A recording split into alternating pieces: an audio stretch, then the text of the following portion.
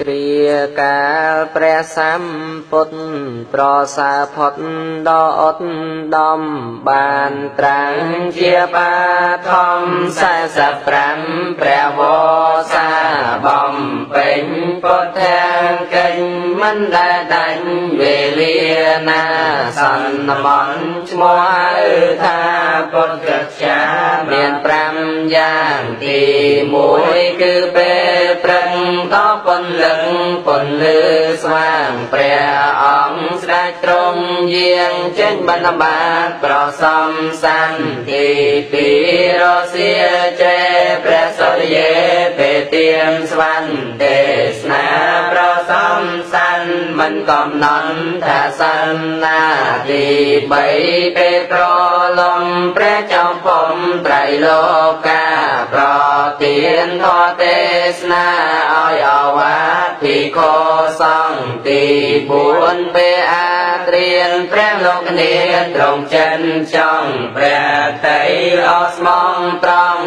ដោះស្រាយនៅប្រាស្នាផ្សេងកើតឡើងពេញនៅក្នុងចិត្តនៃទេវតាងឿឆ្ងល់តត្រង់ណាព្រះសាស្តាទ្រង់អាកាន់ទី5ពេលទៀងភ្លឺប្រមាមើលនិស័យសាននៅក្នុងសង្សារវ័នឲ្យប្រកបកុសលដល់សន្តាមានសំណាងព្រះអង្គយាងចេញទៅប្រទានធម៌ទៀងពួរឲ្យទៅតាមឧបនិស្ស័យធម៌នេះឈ្មោះហៅថាពុទ្ធកិច្ច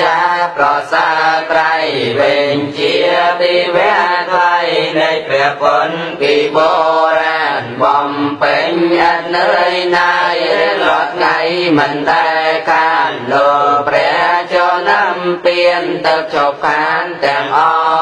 ងហើយសាធុជនណាអ្នកប្រាថ្នានឹងប៉ុនប៉ងចង់ឃ្លាពីចំណងត្រៃលោកនេះเป็นปรากฏត្រូវខំរៀនសង្សារនៅតអាដែលជាបុណ្យគុណកិច្ច5ប្រ